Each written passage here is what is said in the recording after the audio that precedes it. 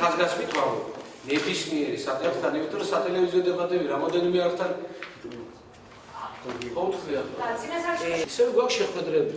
ასევე იქნება უამრავი და აერთაზროვანი თქვათ შეხედულება. თავარია კიდე ერთხელ მე მერის არჩევნებია და ამიტომ ჩვენთვის ეს არის ეხლა ჩვენ ხვდებოდით ჩვენ სამორჩევნო ნებისმიერ დროს ნებისმიერი სატელევიზიო არხის მეშვეობით ჩვენ გქონდეს სატელევიზიო დებატები იმისათვის რომ მეორე ტური უფრო მნიშვნელოვანი შინაარსისა იყოს და ჩვენმა აუმრჩეველმა ჩვენმა ბათუმელებმა გააკეთონ საბოლოოდ სწორი არჩევანი იმისათვის რომ ქალაქი განვითარდეს ჩვენ წავიდეთ წინ და იყოს წინსვლა ამისათვის მნიშვნელოვნად მიმაჩნია ამ დებატების ჩატარება. შეეხება ბატონიგეას განცხადებას დიდი სიამოვნებით